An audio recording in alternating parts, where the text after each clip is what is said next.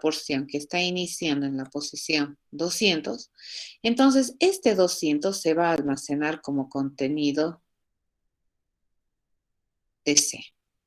En esto de la colección, ya un dato particular de la colección, el contenido de C, aquí, ¿qué significa?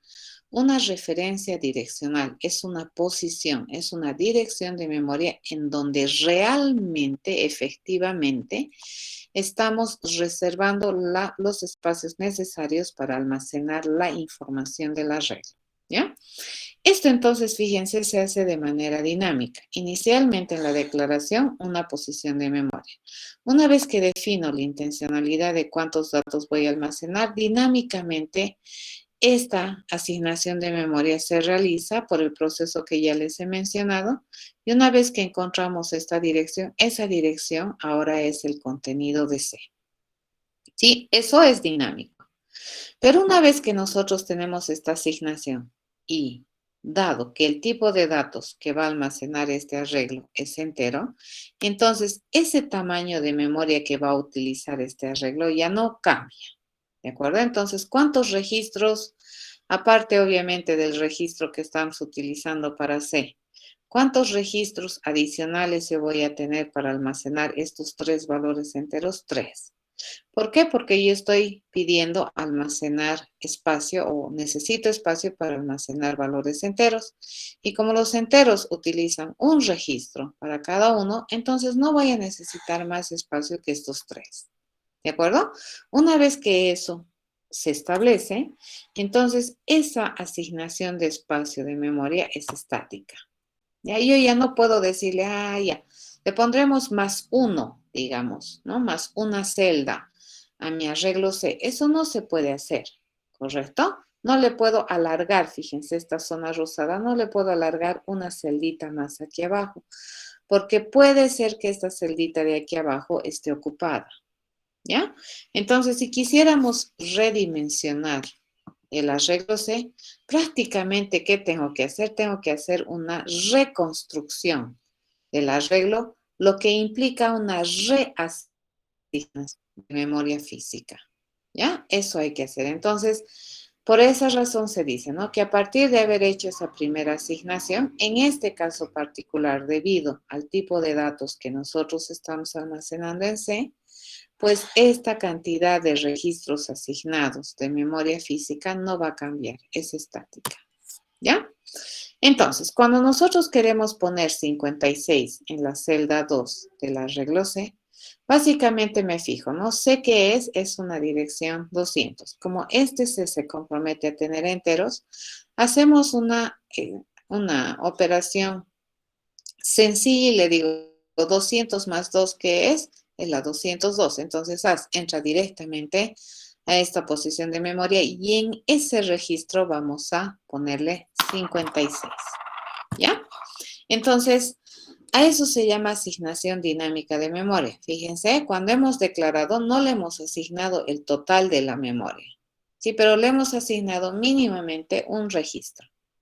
Y ese registro no almacena datos, ¿cierto? Del arreglo, sino va a almacenar en el futuro, cuando nosotros construyamos el arreglo, la cantidad o la posición, perdón, donde nosotros hemos encontrado una cantidad de celdas contiguas vacías.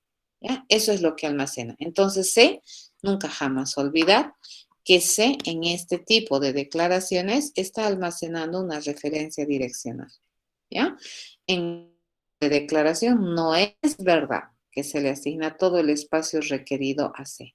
Cuando se le asigna, aquí fíjense, con esta instrucción de asignación, que tiene la misión de construir mi C. ¿Ya? Y una vez que hacemos eso, recién le asignamos dinámicamente la cantidad de espacios que se requiera como mínimo para poder administrar de manera interesante el almacenamiento de los datos en C. Pero a ver, si nosotros tuviéramos este arreglo, este otro que se llama CS, tiene más o menos conceptualmente la misma idea que este.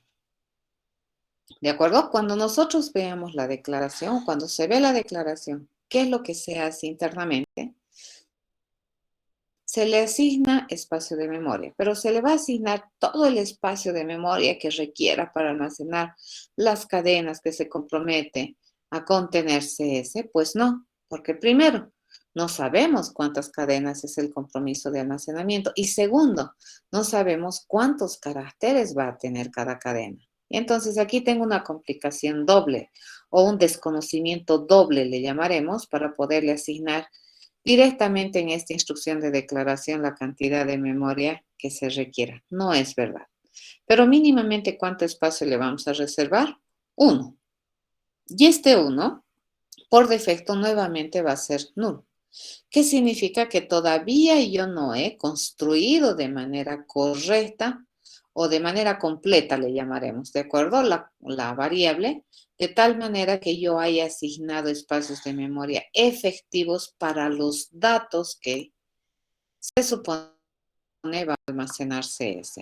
En este caso, CS está haciendo referencia a una posición de memoria donde estamos esperando poner en algún momento la dirección de la memoria donde efectivamente nosotros estemos almacenando los datos de CS. ¿Ya? Cuando hacemos esa construcción, por ejemplo, ¿no? De CS, queremos que CS sea un arreglo que me permita administrar 5 cadenas. Entonces aquí este 5 ya me da, ¿no? Una idea. Ya. ¿Cuántos espacios contiguos necesito reservar a priori? 5 para poder almacenar datos en esta estructura que se llama CS. 5 espacios contiguos. ¿Ya? Va a ir a buscar al compilador, va a ir a chequear si es que está, ¿qué se llama? Libre. Y si es que está libre, ¿dónde? ¿Ya? ¿Dónde empieza la posición de memoria libre? Por ejemplo, acá, mi posición de memoria libre, yo tengo estas 5, ¿no? Libres, donde empieza en 600. Entonces, esta dirección la vamos a almacenar ahora como el contenido de CS. CS, ¿qué tiene como contenido directo? La dirección donde está reservado el espacio para contener los datos del arreglo CS. Ya CS directamente no contiene datos, ya contiene una dirección donde van a estar almacenados los datos. Ahora, fíjense, en esta sección verde que tenemos acá, la cantidad de celdas o de registros que se ha ido a buscar de manera contigua son 5. Pero a su vez, cada uno de estos registros, fíjense, me está diciendo que todavía no tiene espacio de memoria asignado real para cada una de las celdas de ese arreglo. ¿Por qué? Porque el tipo de datos que va a almacenar es una cadena. ¿De acuerdo? Y las cadenas para nosotros son datos compuestos. Es decir, se componen de datos primitivos. Dices. Entonces, yo no sé cuánto espacio se requiere para cada una de las cadenas de este arreglo. ¿Eso de qué va a depender? De cuán larga es cada una de las cadenas. No es lo mismo almacenar la cadena A que almacenar la cadena Hola Mundo Cruel. ¿Correcto? No es lo mismo. ¿Estamos de acuerdo? Nuestro criterio común, nuevamente, nos dice que la primera cadena necesita menos espacio que la segunda cadena. Como ahorita yo no tengo la menor idea, fíjense, de qué cadenas va a tener este arreglo, entonces aquí, ¿qué le estoy diciendo? Que voy a tener 5, a su vez, registros que por el momento no tienen asignado espacio de memoria efectiva para contener los datos. ¿Cuándo le vamos a asignar? Cuando requiramos esa memoria para almacenar un dato. Por el momento, no estamos requiriendo, fíjense, almacenar ningún dato. ¿Sí? Así funciona. Ok, una vez que yo le digo, en la celda 1 de CS quiero poner ALA, la cadena ALA, entonces viene acá, ¿no? Dice la celda 1 vendría a ser 600 más 1, que es esta, ¿no? Y le vamos a poner ahí ala. Dice, ok. Ala es una cadena que tiene 3 caracteres. Y si nosotros decimos que cada carácter se almacena en un registro, entonces, ¿cuántos registros en total necesita para almacenarse la cadena ala? 3. ¿Estamos de acuerdo? Entonces, fíjense, acá lo que yo necesito, dice, es ir a buscar nuevamente un espacio de memoria contiguo para poder almacenar los caracteres de esta cadena. ¿Cuántos en total? 3, ¿ya? Supongamos que ese espacio está en el 100. Entonces, en el registro 100 voy a almacenar A. En el registro 101 voy a almacenar L. Y en el registro 102 voy a almacenar A. Fíjense, recién le estoy asignando espacio de veras efectivo en memoria física cuando yo he requerido asignar a esta celda del arreglo. Entonces, esta celda del arreglo no va a almacenar ala. ¿Qué está almacenando? La referencia a la dirección donde efectivamente estoy almacenando ala. Fíjense, nuevamente acabamos de hacer una asignación de memoria dinámica por necesidad. ¿Ya? Así funciona. Van a tener harto cuidado, fíjense. Dentro de lo que estamos manejando en nuestra memoria metafóricamente, yo estoy pudiendo distinguir que lo que almacena cada registro de esta memoria puede estar diferenciado entre un valor de dato o un valor referencial. Por ejemplo, el 40 es un valor de dato directo. En cambio, el 600, el 200 y el 100 son valores referenciales. ¿Ya? Eso no es el dato, más bien es la dirección donde está almacenado el dato. ¿Ya? Así funciona. ¿Qué repercusiones tiene estas formas de asignar? A esto que acabamos de hacer se le conoce como asignación de memoria dinámica. Ya lo hacemos por demanda. ¿Ya? ¿Qué consecuencias o qué ventajas o qué cosas sucede cuando nosotros entendemos que la administración de memoria para las variables se maneja de esta manera? ¿Qué tenemos que tener en cuenta? Es cuando nosotros, por ejemplo, utilizamos estas variables para pasar parámetros, para recibir resultados, porque se supone que la única vez que tenemos estas variables es porque queremos almacenar información y probablemente esa información que almacenamos se transforma y generamos nueva información y probablemente estos datos los vamos a pasar a otros procesos para que ayuden a resolver otras tareas y así, ¿no es cierto? Así resolvemos los problemas en programación. Entonces es muy usual que probablemente alguno de estos datos de aquí nosotros necesitemos enviarle como información a algún otro proceso para hacer alguna tarea específica. Supongamos que tenemos, ¿no? Este proceso, fíjense que este es un metodito que recibe o que está en disposición de recibir un dato de tipo entero, ¿ya? Y hace básicamente esto. Cuando nosotros invocamos, fíjense, a ese procedimiento, así, doble le digo, y le mando como parámetro actual o como argumento de la ejecución A, ¿qué es lo que estamos haciendo? Estamos en tiempo de ejecución solicitando que este proceso se ejecute. Y cuando se ejecuta este proceso, va a requerir espacio local de ejecución en memoria. ¿Ya? Entonces, este espacio local, ¿cómo lo va a administrar? Lo primero que va a hacer al ejecutar es solicitar un espacio para poder administrar su parámetro que se llama n.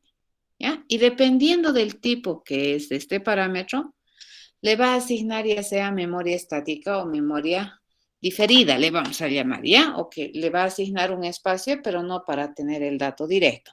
En este caso, como el tipo del parámetro es entero, entonces le va a asignar de memoria ya directa, de manera directa, la cantidad de memoria que se requiera para poder almacenar datos en esta variable n. Entonces, por ejemplo, ese ya es el espacio local de ejecución, ¿no es cierto? N está acá. E inmediatamente nosotros hacemos esto, bueno, va a suceder el famoso paso de parámetros. Vamos a agarrar una copia de lo que tiene A. Cuando evaluamos A, ¿qué me va a dar? Me va a dar como resultado su contenido. Y ese contenido, una copia de ese contenido, lo vamos a poner como contenido de este parámetro n. Por lo tanto, ahorita, n ¿cuánto vale? N vale 40. ¿Ya? Pero fíjense, este 40 y este 40, si bien es cierto, tienen el mismo valor, no son la misma variable. Esta es esta variable que vive en la 103 y este n vive en la posición 203. ¿Qué es lo que he hecho? He copiado el valor de a en n, ¿correcto? Lo siguiente que hace en la ejecución este proceso es pedir espacio para esta subvariable local res, ¿no? Entonces, como el tipo de dato de este res es un entero, va a hacer una asignación estática. Va a decir, en tiempo de declaración yo ya sé cuánto espacio requiere. ¿Cuánto espacio requiere? Un registro. Y por defecto, ¿cuál va a ser su valor? 0. Una vez que hacemos esa declaración, vamos a la segunda instrucción. En la segunda instrucción te dice, vamos a usar el dato que tiene 203. El dato que tenía 203, ¿cuánto es? 40, ¿cierto? Lo vamos a multiplicar por 2, eso es 80. Ese resultado lo vamos a poner como contenido de res, 80. Y una vez que terminemos, a n le vamos a sumar 1. ¿De acuerdo? Un posincremento. Por lo tanto, ¿cuánto va a valer n? 41. Fíjense, este es n y este es a. ¿Ya? A no se ha modificado, n sí se ha modificado. Cuando nosotros terminemos de hacer la última instrucción de este proceso, pues me dice, evalúa el resultado que tiene res. Y eso devolverlo como resultado a esta llamada. Por lo tanto, el resultado de hacer esta llamada me va a decir 80. Ni bien nosotros terminamos de hacer este proceso, fíjense, entre comillas, el proceso muere, ¿no? Y cuando el proceso muere, ¿qué es lo que sucede? Todo el espacio local que se le asignó para la ejecución de este proceso también se libera. Entonces, ¿qué es lo que ya va a quedar libre? Va a quedar libre la posición donde estaba n, la posición donde estaba res. Si ustedes observan, mi variable a, su contenido no ha cambiado, ¿correcto? Lo cual es completamente correcto. Acá eso te está diciendo, ¿no? Al terminar el proceso, se supone que el proceso muere y libera, ¿ya? Todo el espacio que ha utilizado. Y las variables que ha utilizado para su ejecución también son liberadas, se limpian esos espacios y ya está. Y fíjense, el escenario queda así, ¿no? Mi escenario después de que ha terminado ese proceso, mi variable A sigue teniendo 40, ya el resto sigue teniendo el valor que tenía. ¿Qué pasaría pero si nosotros tenemos esta implementación? Fíjense, nosotros acá tenemos una implementación un tanto diferente, donde mi parámetro de entrada, n, pues ya no es solamente un entero, sino es un arreglo de enteros. ¿De acuerdo? Y si nosotros hiciéramos invocación a ese proceso, mandándole como dato de entrada C, ¿esto qué significa? ¿No? Que vamos a evaluar C y su contenido lo vamos a mandar a N. Así funciona, ¿ya? Entonces, cuando nosotros invocamos, fíjense, nuevamente este proceso va a requerir espacio de memoria para efectivizar su ejecución. Lo primero que va a hacer entonces es pedirle un espacio de memoria para N, ¿ya? Entonces, ese es el espacio de memoria que le va a dar. Fíjense que este es un arreglo, esta es una declaración. Y como siempre, el espacio de memoria que le da mínimamente es 1. Y en este instante de tiempo le va a dar 1. Pero por el principio del paso de parámetros, ¿qué va a suceder? Yo voy a evaluar lo que tiene C y lo que tiene C es una referencia direccional. Y una copia de esa referencia direccional la voy a poner en N. ¿De acuerdo? Entonces, fíjense, N, ¿qué va a estar almacenando? Va a estar almacenando una copia de la referencia direccional de C. ¿Eso qué significa? Que N va a almacenar una dirección 200 a la que puede acceder. ¿De acuerdo? Primera cosa. Entonces, ¿qué estamos haciendo? Estamos copiando el valor que tiene C en N. A eso se le conoce como parámetro por valor. Aquí también hemos hecho lo mismo. Fíjense, hemos copiado el valor de A en N. Ese también es un parámetro por valor. Hemos agarrado el valor que almacena A y tal le he copiado. ¿Ya? La diferencia entre este y el otro es que el valor que almacena A ya es un dato. En cambio, aquí el valor que almacena C es una referencia. ¿Ya? Entonces, la copia de la referencia está yendo a N.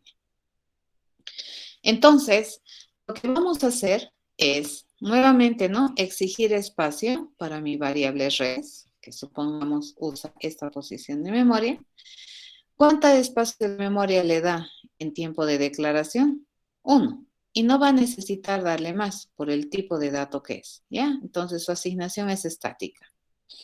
Luego, ¿qué hacemos? Vamos a evaluar, ¿no es cierto? Esta expresión me dice, anda a agarrar el contenido de n sub 2. N sub 2, ¿cuánto valía? N, dice, N, 200, más 2, 202. Acá había 56, ¿cierto? Ese 56 me dice, multiplícalo por 2. ¿Eso qué va a hacer? Me va a calcular 112. Ese 112 ponele como contenido de res. E inmediatamente termines, aumentarle 1 a la celda 2 del arreglo N. ¿Ya? Entonces aquí yo le aumento 1. Por lo tanto, el valor nuevo que va a tener esta celda es 57. ¿Correcto? Una vez que pasamos eso, me dice, bueno, iremos a mi res. Dice, vamos a retornar res y resulta que resultado de este proceso que me va a devolver 112. ¿De acuerdo? Una vez que termine este proceso, fíjense, el espacio va a morir, ¿cierto? Y todo lo que haya utilizado este proceso también muere, ¿no? Va a morir, fíjense, termina. Ya no hay el res, ya no hay el n, pero fíjense, el cambio que nosotros habíamos hecho en la posición 202 se mantiene, ¿ya? Aún está reflejado. ¿Estamos de acuerdo? Entonces, cuando termine este proceso, el espacio muere, sus variables mueren, pero a pesar de que sus variables han muerto, hay un cambio que yo he hecho dentro del proceso que se ha mantenido aún después de que el proceso haya muerto y todos los recursos del proceso hayan muerto, ¿cierto? ¿Por qué este espacio de memoria no muere, digamos, no se libera? Porque todavía les está referenciando, ¿ya? Así funciona. Dices, interesante.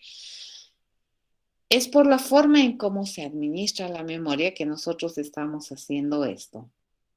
Entonces, dependiendo de cómo es que tú tienes tus parámetros, qué tipo de dato es un parámetro, nosotros podemos empezar a distinguir entre qué clasificación de parámetro vendría a ser un parámetro dentro de un proceso. Por ejemplo, acá, en este n se convierte en un parámetro que solamente recibe el dato como entrada. Sí, este me sirve solamente para ingresar datos, porque cualquier cosa que yo haga en n no se refleja fuera.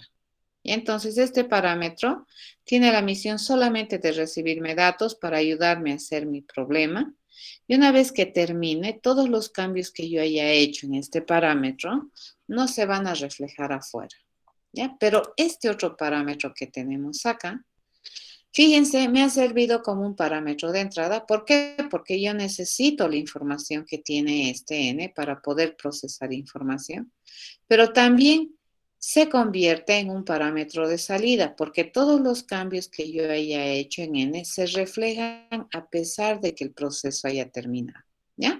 En este caso, fíjense, este proceso podríamos decir que me genera un resultado como salida de tipo entero, y que de manera lateral o colateral, esto también me genera un cambio de estado en mi arreglo entrante, ¿de acuerdo? En el arreglo que recibimos como parámetro, así pensamos, ¿no ve? Conceptualmente. Pero aquí, ¿qué habíamos sabido recibir? La dirección donde vive el arreglo que me están mandando como dato, ¿ya? Entonces, cualquier cosa que yo haga dentro de ese arreglo que estoy recibiendo como parámetro, pues también se va a reflejar en el arreglo que me has mandado desde afuera como dato. Entonces van a tener harto cuidado. Cuando yo le digo, ¿no es cierto?, doble C, no es verdad que le estoy mandando una copia del arreglo acá, a N. ¿Qué le estoy mandando? Una copia de la dirección donde vive el arreglo o donde viven los datos del arreglo C. Y eso yo voy a recibir en N. ¿Ya? Entonces, desde esta perspectiva es completamente correcto decir que este proceso, fíjense, altera la información que tiene N y eso también se puede considerar como un efecto colateral que me permite representar una salida o algún proceso o algún cambio, digamos, en el contexto fuera de la ejecución de este proceso. Mi contexto fuera de la ejecución de ese proceso era este. ¿Y dónde ha generado un cambio de estado? Acá. Ya ha muerto el proceso y el cambio de estado ha permanecido ahí. Entonces, por esa razón se le conoce a este como un parámetro de entrada-salida. Es muy usual que nosotros, cuando tenemos un arreglo y queremos llenarlo de manera aleatoria, por ejemplo, un arreglo de enteros, utilicemos una funcionalidad que se dedique a hacer el llenado de estos datos, ¿no? Por ejemplo, ¿no? Yo tengo esta funcionalidad que se llama llenar. Su tipificación de esta funcionalidad es void. ¿Qué significa? No es que hace nada. ¿Qué significa ese void? Significa que no me va a entregar un resultado, pero que probablemente este procedimiento llenar va a hacer algo, ¿cierto? Va a cambiar algo en el contexto, ya sea va a cambiar un estado interno o ya sea va a cambiar el contexto en el cual nosotros estamos trabajando. En este caso, por la forma en que hemos implementado este proceso llenar, me estoy dando cuenta que básicamente este me sirve para poder definir los datos de cada una de las celdas del arreglo N. ¿De acuerdo? Eso está haciendo ese proceso. Entonces, cuando invoquemos al proceso llenar y le enviemos C como dato de entrada, lo que yo voy a mandar es una copia de la dirección que está almacenando C, que es 200, acá. Entonces, básicamente este método, ¿qué es lo que va a hacer? Va a llenar los datos del arreglo N que están viviendo en la misma dirección que viven los datos del arreglo C. Entonces, en consecuencia, cuando yo lleno los datos del arreglo N, estoy llenando los datos del arreglo C. ¿Ya? En este caso, fíjense, cuando termine este proceso, va a morir N, pero lo que va a mantenerse es el llenado de esta porción.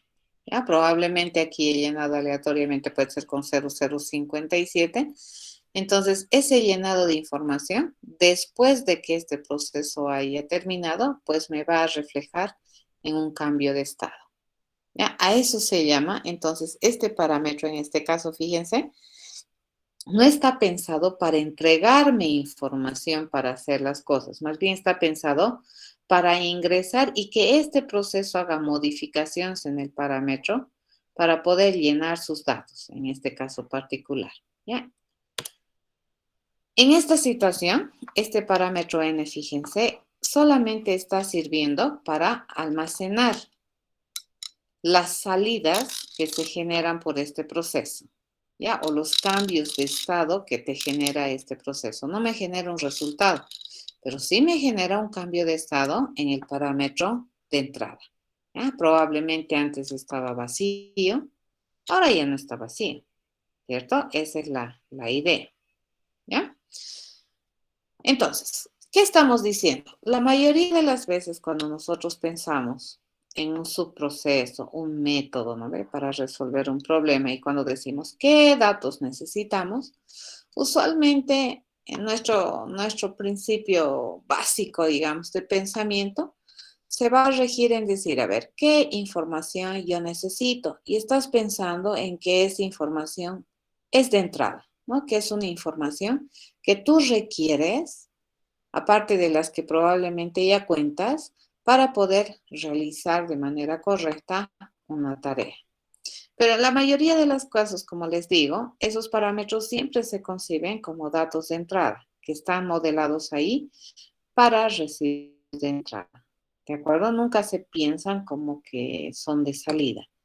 Pero nosotros estamos aprendiendo que es probable que haya algunos parámetros que cumplan las dos funciones, que te den información para procesar internamente, pero que también guarden los resultados de procesos que tú hayas hecho en el método, ¿de acuerdo? Y esos cambios aún persistan después de que el método ha muerto, ¿ya? Y en este caso, que probablemente yo mande un parámetro, no con la intencionalidad de que este parámetro tiene información, sino más bien con la intencionalidad de cambiar la situación de este parámetro, de modificar, de que en ese proceso existan a su vez acciones que hagan que el estado de ese parámetro se modifique y termina el proceso y esos estados deberían permanecer válidos aún después de la vida del proceso que ha hecho los cambios en el parámetro, ¿no? Entonces, en ese caso, eso se llama parámetros de salida. Completamente válido, les cuento. Probablemente ustedes han empezado a utilizar estas cosas, sí, porque bueno, así funciona y así me han dicho que tengo que hacer.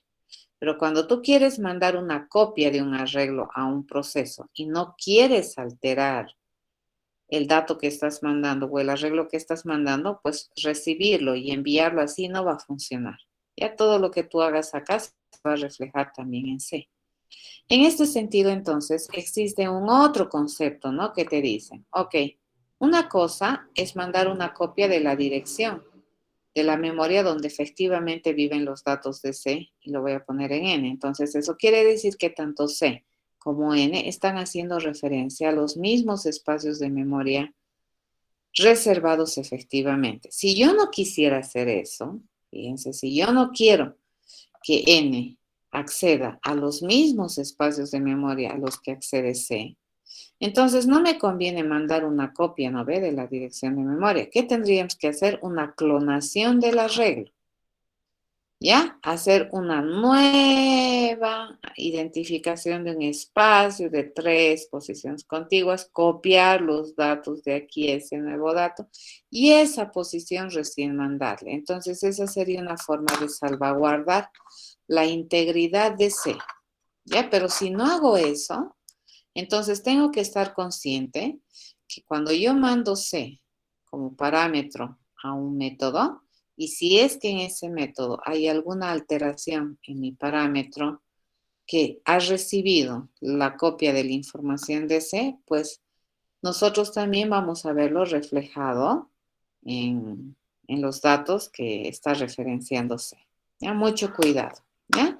Entonces, la mayoría de esos datos que almacenan una referencia de manera directa tienen esa cualidad. Y hay que tener harto cuidado. Por un lado, cuidado, y por otro lado, sacarle ventaja a esta información, ¿no ve?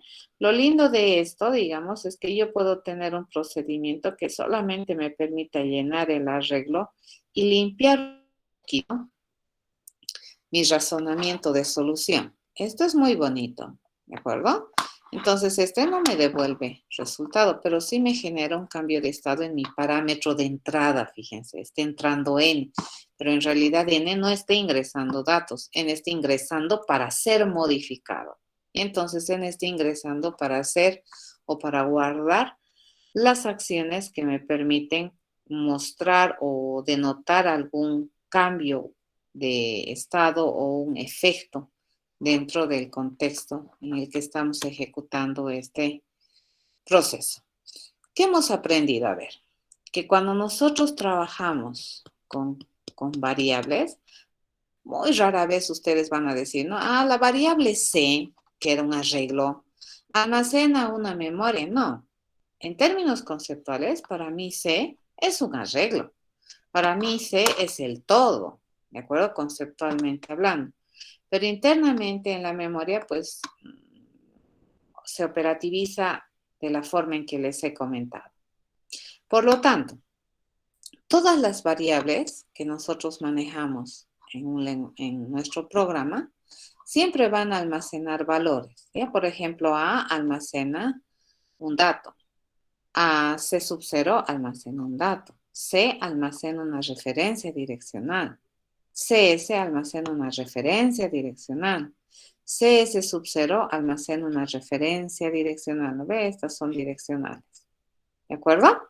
Pero toditos son valores, así se llama, ¿ya? Almacena valores. La diferencia es qué tipo de valor. ¿Y de qué va a depender? ¿Qué es lo que almacena? Va a depender del tipo de dato con el que estás trabajando. Si cuando tú, la máquina ejecutora encuentra una variable, ¿no?, que hace referencia a un tipo de dato primitivo, entonces en tiempo de declaración, fíjense, ya le va a asignar la cantidad de memoria que necesite. Sin problemas, sin temor. sin pensar que en el futuro, va a requerir más. No, no va a requerir más. Ya se sabe a priori cuánto se requiere. Y cuando te da un espacio de memoria, incluso para indicar que todavía no tienes asignado espacio de memoria, cuando tienes un tipo de variable que hace referencia a un dato compuesto. ¿Ya? El null, ¿qué significa? Ok, tenemos, ¿de acuerdo? La variable, pero resulta que la variable todavía no tiene efectivamente el espacio de memoria para poder almacenar el dato, porque en realidad ni siquiera dato tenemos. ¿Ya? Y como no sabemos exactamente cuánta información va a almacenar, entonces preferimos solamente decirle que todavía no existe espacio de memoria asignado para el dato verdadero. Cuando nosotros hacemos BlueJ y hemos estado viendo, ¿no es cierto?, las ejecuciones, y cuando nos responde un resultado, los resultados usualmente a veces son de dos formas, ¿no? En la interfaz del ID del BlueJ. Te puede responder un número en la ventanita o te puede responder una flechita, ¿cierto? Cuando te responde una flechita, quiere decir que el valor que te está respondiendo es una referencia, ¿de acuerdo? No es un dato directo, es una referencia. Pero cuando en la cajita de resultado ya te da un valor, digamos, específico de dato, como 30, 40 o una cadena específica, te está devolviendo ya el valor. ¿Estamos de acuerdo? Así funciona. Entonces, BlueJ es bien interesante, ¿no? Hasta en eso te ayuda a entender un poquito qué es lo que está sucediendo y qué es lo que representa cada una de esas variables. ¿Ya? Ok, entonces una cosa, fíjense, es trabajar con los valores que almacenan estas variables. Otra cosa es qué tipo de valores guarda. Este es un valor de dato, este es un valor referencial, este es un valor de dato, valor de dato, valor referencial. Este es un valor de dato, este es un valor referencial, este es un pseudo valor referencial, este es un valor referencial y así. ¿De acuerdo? Entonces así va almacenando, ¿no? Y así le va asignando espacios. Estos nules luego se asignan, ¿no?, a requerimientos. Si yo realmente requiero, recién te asigna. ¿De acuerdo? En este caso, la celda 1 del arreglo CS se ha asignado, le he asignado estos 3 espacios porque yo he querido asignar a esa celda. En las otras celdas, como ni siquiera le he designado, entonces no tiene por qué ir a reservar espacio. Es más, no sabe ni siquiera cuánto. ¿Ya? Así funciona. Entonces, a eso se llama dinámico, por un lado. Ok. ¿Qué hay que diferenciar? En terminología Javera, fíjense, todos los parámetros son por valor. ¿Qué es lo que te manda? Una copia del valor que en ese momento está almacenando la variable que tú estás utilizando como parámetro actual en tiempo de llamada. ¿Ya? Eso es lo que hace, ¿no? Y te manda una copia de ese valor que está almacenado. Ahora, el chiste es que esos valores, repito, pueden ser ya sea de dato o pueden ser referenciales. En terminología de programación les cuento que hay otra forma de pasar parámetros. Hay un paso de parámetros que se llama por referencia, ¿ya? No es por valor.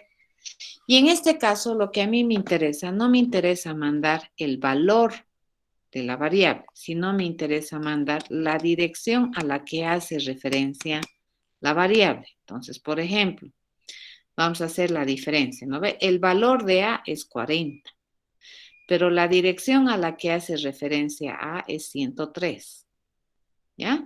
El valor de C es 200, pero la dirección a la que hace referencia C es 302.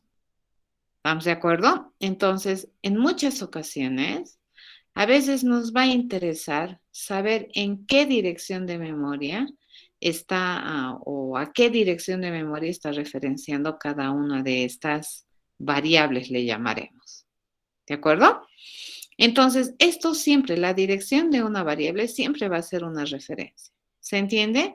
La dirección de A, fíjense, es 103. Entonces, A es un alias de 103. Ya A está referenciando a la dirección 103. Y otra cosa es su contenido. Y acá que hemos hablado del contenido de las variables. Aquí que estamos hablando, a qué direcciones de memoria hacen referencia cada una de estas de estos identificadores. Y todas estas informaciones, fíjense, 103, 200, 300, 105 y 600, toditas son referencias direccionales, ¿ya? Entonces, hay posibilidades de que en vez de mandar el valor que contiene una variable, yo le pueda mandar la dirección a la que hace referencia una variable. Y cuando yo mando eso, a eso se llama paso de parámetros por referencia, ¿cierto? Eso es. En terminología Javera les cuento, no hay paso de parámetros por referencia. Sí, no hay. Pero hay otros lenguajes de programación, como por ejemplo el ANSI C, que sí tiene paso de parámetros por referencia. Por ejemplo, si consideramos esta funcioncita que tenemos aquí, ya esa función. Si ustedes observan, sus parámetros formales son X e Y, ¿ya? X parece ser algo de tipo entero e Y parece ser algo de tipo carácter. ¿Qué tiene de peculiar esta definición de parámetro? El uso del asterisco, ¿ya? El asterisco en este contexto, fíjense, ¿qué me dice? Que lo que yo voy a recibir no es un valor entero, sino voy a recibir una dirección que hace referencia a un valor entero en X. Y en Y, ¿qué voy a recibir? La dirección a una posición de memoria que tiene un carácter. Eso voy a recibir, ¿ya? A ese asterisco que tenemos ahí se le conoce con el nombre de puntero en C, ¿ya? Y básicamente eso hace referencia, como su nombre dice, ¿no? Apunta a una dirección de memoria. Entonces X, ¿a quién va a estar apuntando? A una dirección de memoria, ¿correcto? ¿Cómo se utiliza esto? Por ejemplo, si nosotros tenemos que A es 40 y B es la letra A, y que A le hemos asignado la posición de memoria 103 y B está referenciando a la posición de memoria 300.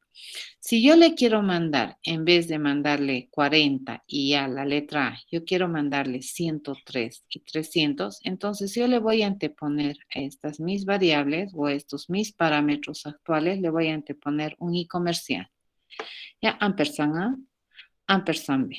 Entonces, con esas notaciones, yo estoy diciéndole que para utilizar esa función, yo no quiero mandarle el contenido de A, quiero mandarle la dirección a la que hace referencia A.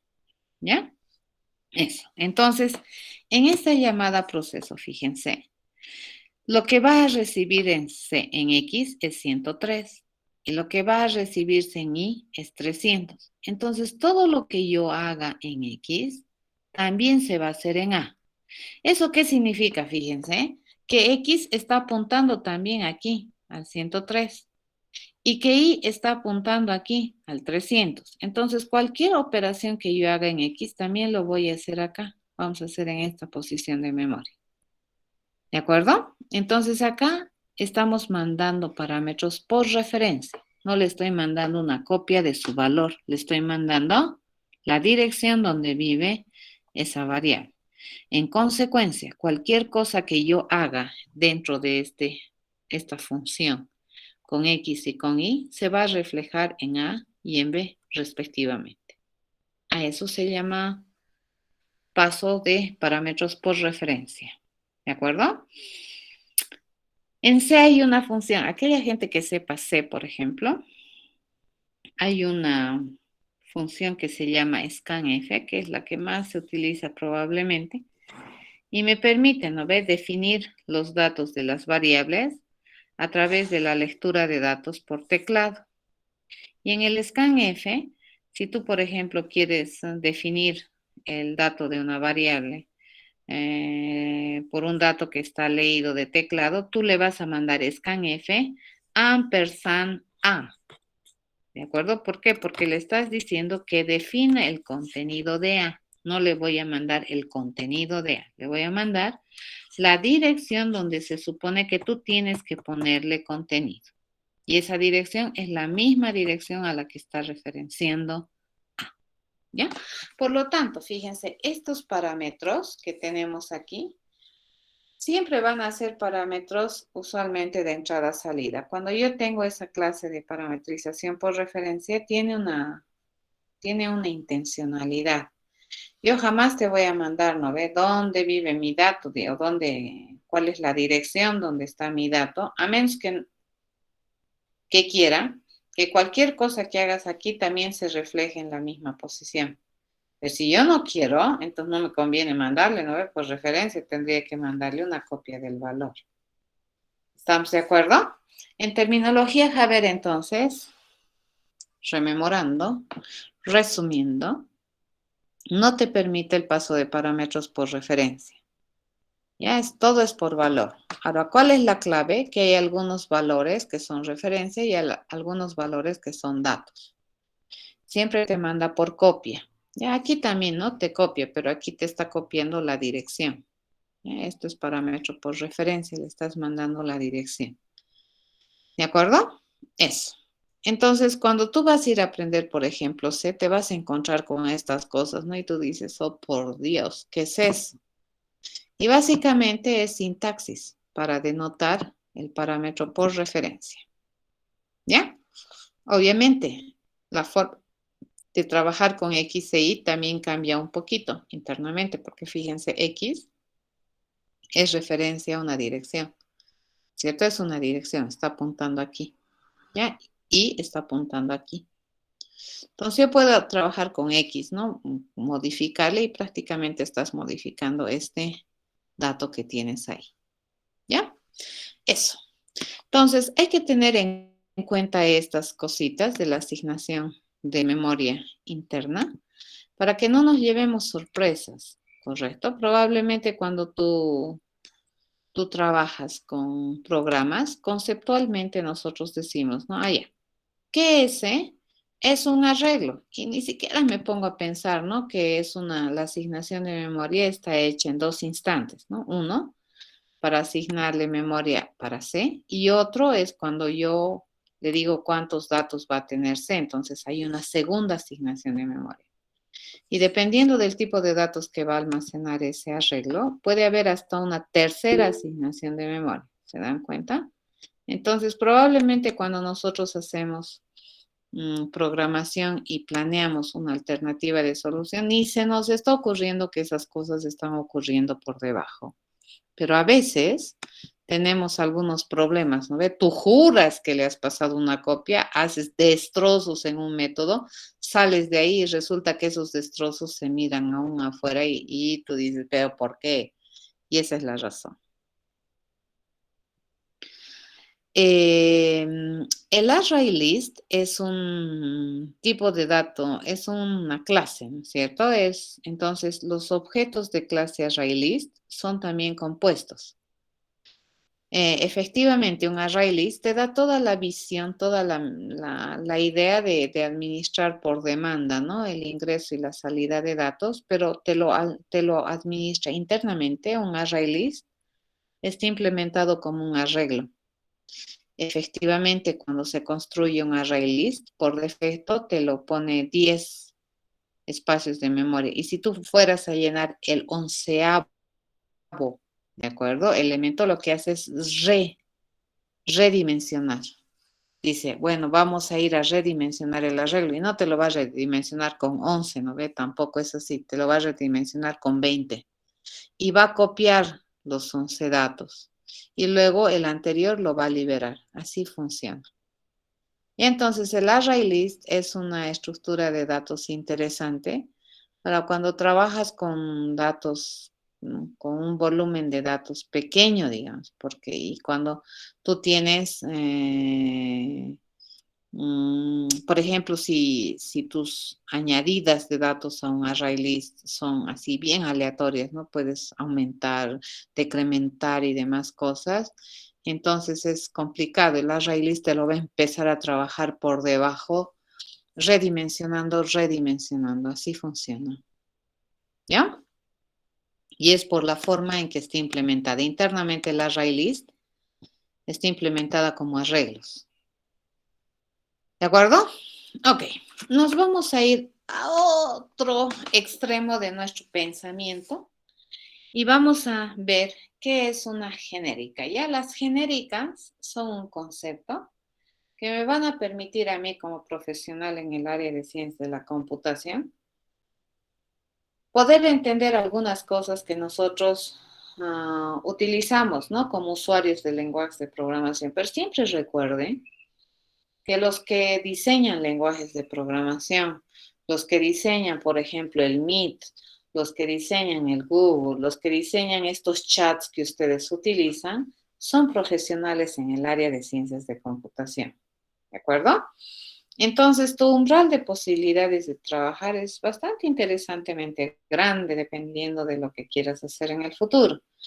Y la idea en la universidad es darte, ¿no? Los fundamentos, por lo menos, de todo este ámbito en el cual tú te puedes desempeñar. Entonces, desde este punto de vista, es interesante aprender algunos conceptos que se manejan, ¿no? En las áreas de programación. Uno de estos son las genéricas. A ver, ¿qué es una genérica? Una genérica es un término que cualifica un estilo de programación que me permite diseñar ya programas que son independientes del tipo de datos sobre el cual se van a hacer este conjunto de acciones. ¿Ya? Entonces, cuando tú tienes esa clase de programación, se dice que estás haciendo una programación genérica. ¿De acuerdo? Entonces, ¿cuándo se utilizan estas programaciones genéricas? Cuando a veces nosotros observamos y analizamos un problema y destacamos una estrategia de solución. Y a mí lo que me interesa es la estrategia de solución, no tanto sobre qué tipo de datos estoy haciendo esa solución. ¿Ya? Entonces, lo que nosotros vamos a hacer en este caso, fíjense, es agarrar y decir que vamos a hacer programación genérica. ¿Ya? Entonces, eso es programación genérica. Es un concepto que te permite identificar a todos aquellos programas que tú diseñas, que son independientes de algún tipo de datos sobre el cual van a funcionar estos programas. ¿No?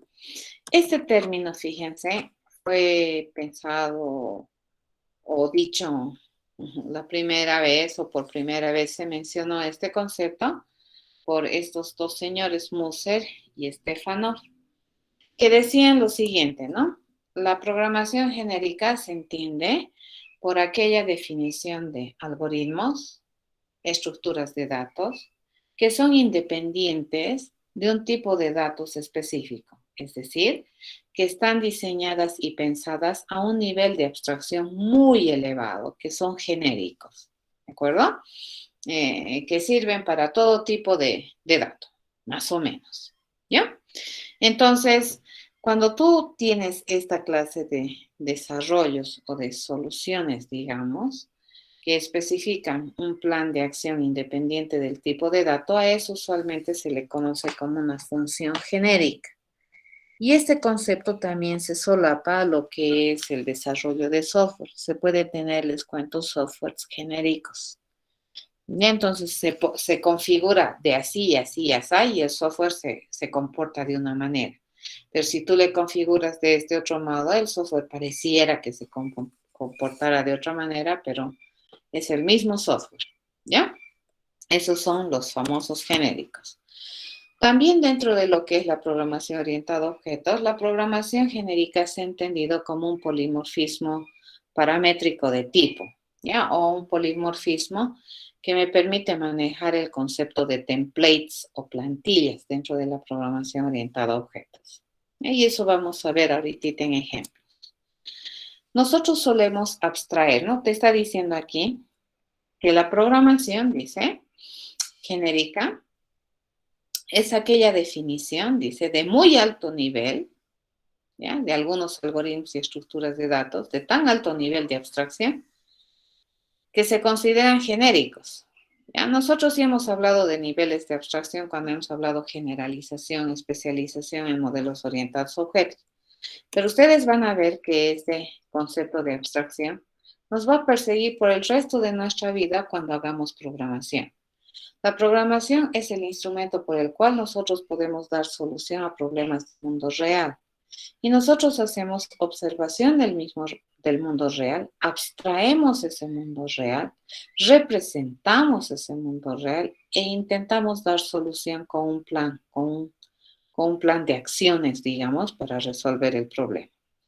Entonces, probablemente las cosas que nosotros más abstraemos son los datos que observamos en el mundo real. ¿De acuerdo? Observamos datos y los representamos. Vemos una persona y la abstraemos y la representamos. ¿De acuerdo? Entonces, los datos es nuestro primer nivel de abstracción con el que nosotros nos enfrentamos a la hora de programar. El segundo nivel de abstracción que tenemos es cuando, por ejemplo, yo digo, ¿no? Voy a tener este proceso, este conjunto de instrucciones y probablemente lo voy a utilizar más de una vez. Entonces, ese conjunto de abstracciones, de instrucciones, lo voy a nominar, le voy a poner un nombre y luego cuando yo necesite usar ese conjunto de instrucciones solamente voy a invocar. Ese es otro nivel de abstracción. Otro nivel de abstracción que ustedes manejan es la definición de tipos de objetos. Los objetos, por naturaleza, son tipos de datos abstractos, ya que además de tener información, fíjense, tienen funcionalidad, o sea, son bastante complejos. Entonces, ustedes ya están acostumbrados en su vida a hacer abstracción. Cuando uno es programador, abstrae aquí, allá, más allá y a distintos niveles. ¿De acuerdo? Bueno, cuando nosotros hacemos abstracciones algorítmicas, ¿a qué se llama algorítmicas? Los algoritmos hacen referencia a procedimientos sistemáticos que me permiten resolver una tarea específica. Ese es un algoritmo. Ya es una secuenciación de pasos lógica que me permite resolver una tarea específica. Entonces, básicamente, ¿a qué hace referencia un algoritmo? A un plan, ¿ya? A un plan de ejecución o a un plan de acciones para resolver algo específico. Entonces, nosotros podemos hacer abstracciones, digamos, a nivel de un plan de solución. Y sí, ¿ya? Por ejemplo, les voy a mostrar este. Tenemos esto que hemos estudiado en la parte de recursividad. Todo lo que esté escrito en la parte roja, fíjense, es un proceso que me permite buscar un dato de tipo entero en una secuencia de valores enteros. Y lo que está en la parte azul es un proceso que me permite buscar un dato de tipo cadena en una colección de datos cadena. Si nosotros analizamos básicamente el procedimiento es el mismo. Y tú dices, qué interesante. Y si yo quisiera buscar un carácter en una colección de datos carácter, probablemente va a ser lo mismo. Lo único que yo voy a cambiar es la cabecera del método. En realidad, ni siquiera toda. Lo único que yo voy a cambiar es el tipo de la información sobre la cual voy a hacer este proceso de búsqueda. Pero la estrategia de la búsqueda, fíjense, es de tan alto nivel que es independiente del tipo de dato que yo voy a buscar. ¿Estamos de acuerdo? La estrategia que está acá en el cuerpo de este proceso, fíjense, es de muy alto nivel de abstracción y la estrategia se mantiene. Fíjense que acá yo podría decir una versión, digamos, un poco más abstracta de este procedimiento de buscar sería, bueno, básicamente, yo quiero buscar un dato, ¿ya? De algún tipo, en una colección de datos de ese algún tipo. Y el procedimiento de búsqueda es el mismo.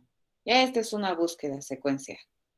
Entonces aquí, para no estar escribiendo para enteros, para cadenas, para caracteres, para estudiantes, para figuras, para lo que se le ocurra, ¿ya? Entonces yo puedo agarrar y abstraer, fíjense, esta estrategia de resolución del problema de buscar un dato en un espacio de búsqueda, ¿ya? Y para realmente elevarme en mi abstracción, incluso yo puedo decidir que este tipo de datos también lo voy a parametrizar.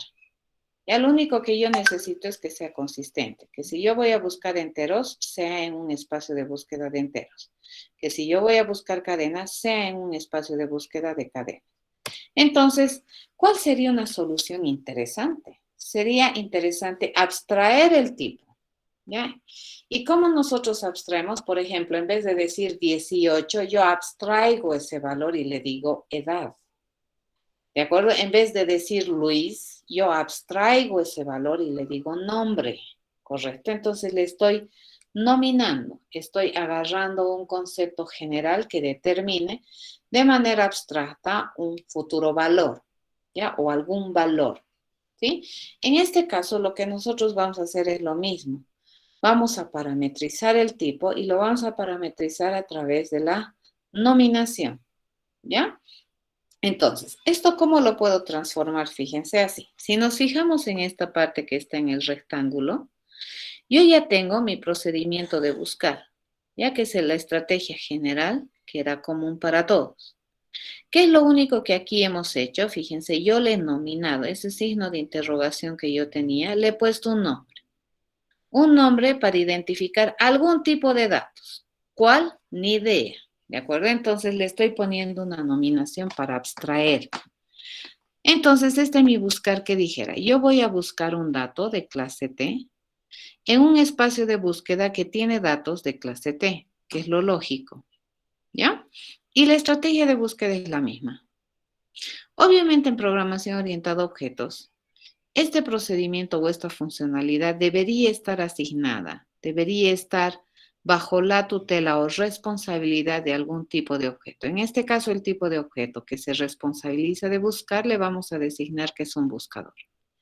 Y este buscador, fíjense, es de alto nivel de abstracción. Es un buscador que funciona sobre cualquier dominio de tipos de datos.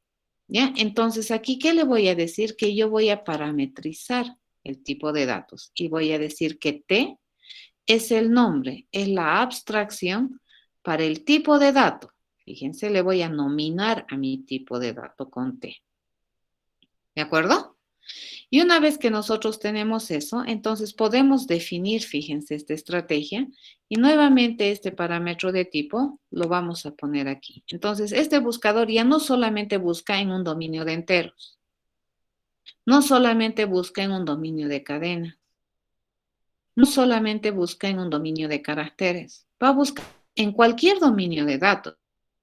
Lo único que te dice es que estos tengo tengo que ir a buscar un dominio de manzanas. Eso es lo único que te está diciendo, ¿no? Puedo ir a buscar cualquier dato de clase T en un dominio de datos de clase T. Tiene sentido, ¿ya?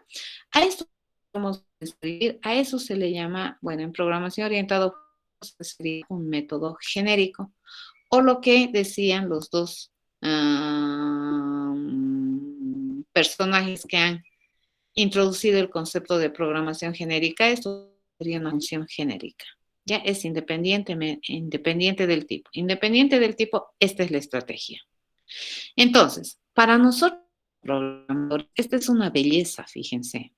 En vez de estar escribiendo buscar, buscar, buscar, así, se le ocurre ahora buscar en estudiantes, pucha, tengo que volver a hacer el buscador, no ve copias de memoria y así, lo único que vamos a cambiar es el tipo de dato. Entonces, por economía, por no escribir mucho, por abstracción y por todo, me conviene hacer uso de programación genérica. Acabo de hacer programación genérica. También utiliza mucho el concepto de programación genérica cuando se diseñan estructuras. Por ejemplo, estructuras de datos, que es el tema que vamos a avanzar desde la siguiente semana. Ya, entonces, en las estructuras de datos a nosotros nos va a interesar conceptualizar cómo almacena, qué operaciones tiene, cómo administra esos datos, cómo los saca, cómo los ingresa, cómo los accede. Eso a nosotros nos va a interesar. De pronto no nos va a interesar de modo que está almacenando enteros, no. Creando cadenas, no.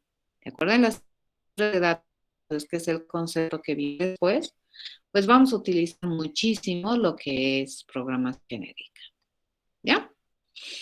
Ok, a ver, aquí hay otro ejemplo. Tenemos este problema en el que nosotros queremos ordenar una secuencia de valores. ¿Ya? Y una estrategia muy conocida, sumamente rápida, Es el método de ordenamiento por el merge, ¿ya? El merge sort. ¿En qué consiste el merge sort? Te dice, este es recursivo, fíjense. Agarra la secuencia y la divide en dos partes, ¿no? En la secuencia 1 y en la secuencia 2, que tengan n medios la secuencia 1 y n medios datos la secuencia 2. Va a ir a ordenar cada una de estas partes. ¿Cómo lo hace? ¿Qué importa? Al terminar, están ordenadas, ¿ya? Y una vez que ya están ordenadas estas secuencias, entonces para obtener la secuencia original ordenada, lo único que hace es mezclar en el orden que le corresponde y ya está. En eso, fíjense, a mí lo que me interesa es la estrategia de solución. No me interesa qué tipo de datos quiero ordenar, no. ¿Será que esa es una cadena? O sea, los datos que almacena sé que son cadenas, no. ¿Será que son enteros? No, no me interesa. Fíjense, a mí me interesa la estrategia. ¿Ya? Probablemente lo único que me interesa de esta representación es que estos valores representan valores que a su vez establecen relaciones. ¿Ya? Porque la única vez que yo puedo ordenar estos datos es que establezcan relaciones de orden, si no, no podría ordenarlos. Es lo único tal vez. Entonces, sobre la base de eso yo puedo construir, fíjense, este objeto o este tipo de objeto que es también un genérico. Le digo, este ordenador va a trabajar con tipos de datos T que son comparables, ya que establecen relaciones de orden. Entonces aquí yo estoy condicionando, fíjense, con qué tipo de datos vamos a trabajar. Ya no es tan alegre como el buscador. El ordenador es un poco más restringido. Va a trabajar con cualquier tipo de datos, va a poder ordenar cualquier tipo de datos siempre y cuando ese tipo de datos sea un comparable. Ya establezca relaciones de orden. Y la estrategia general para ordenar es esta. Listo, ya está. Así se ordena. ¿Ya? No importa que tengas cadenas, números, lo que sea, pero lo que vayas a querer ordenar siempre tiene que establecer una relación de orden. Esto es una definición genérica. ¿Cómo se usa esta definición genérica? Fíjense, yo le digo, voy a instanciar un objeto de clase ordenador, pero esta instancia particular va a trabajar con enteros. Entonces aquí yo ya estoy definiendo con qué tipo de datos va a trabajar este ordenador. Entonces este integer va a ir a definir a t. ¿Ve? Y para esta instancia or i, entonces su t vale integer. Entonces aquí si yo tengo esta secuencia que es de enteros, yo a este or i le puedo pedir ordenar esta secuencia que es de enteros. Ahora yo quiero ordenar cadenas, dices, no hay problema. Construirte otro objeto de la clase ordenador. Y este objeto de la clase ordenador que defina el tipo de datos con el que va a trabajar como cadenas. Entonces este string viene a definir a t, ya para esta instancia. Entonces este que va a recibir esta instancia or s va a recibir un array list de strings. ¿Por qué? Acá nosotros hemos definido que t sea un string. Por lo tanto, fíjense, yo le digo ordenar, le mando el mismo mensaje, se va a ejecutar el mismo proceso. Acá le he mandado una secuencia de cadenas, aquí le he mandado una secuencia de enteros y ya ordenado. ¿De acuerdo? A eso se llama programación genérica. Sí, es muy interesante para los profesionales o para cuando nosotros queremos hacer bibliotecas o queremos modelar funcionalidades estándares de uso genérico y de propósito general. ¿No? Cuando nosotros tenemos bibliotecas en los lenguajes de programación, esas funcionalidades que tenemos en las bibliotecas tienden a ser así, ¿no? De propósito general y son genéricos en su mayoría. Entonces, básicamente, esa es la motivación de entender este concepto de la programación genérica, que nos abre una posibilidad de plantear construcciones que me brindan servicios funcionales, independiente del tipo de dato en el cual estas funciones van a operar, por un lado. Y por otro lado, me permiten, por ejemplo, también definir algunas construcciones que me permiten almacenar datos. ¿Bien? ¿Qué tipo de datos? No importa. Lo que a mí me interesa es describir probablemente las cualidades de este almacenador. ¿Qué ventajas tiene la programación genérica? Como hemos visto, es la economía.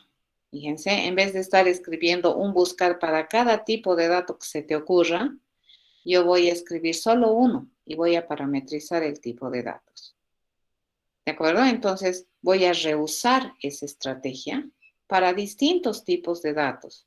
¿Y cómo lo voy a hacer eso? Parametrizando el tipo de datos. A eso se llama template, plantilla, como lo describía en el libro Patrones de Diseño. ¿Ya? Eso. Entonces, nos vemos la próxima semana. Si tienen alguna duda respecto a estos temas que hemos visto, pues el lunes me las comentan y podemos aclararlas. Pero estos son conceptos que vamos a utilizar para entender mejor algunas implementaciones que vayamos a hacer cuando empecemos a conceptualizar, analizar, implementar, entender lo que es una estructura de datos. ¿De acuerdo? Nos vemos el día lunes, jóvenes. Hasta luego.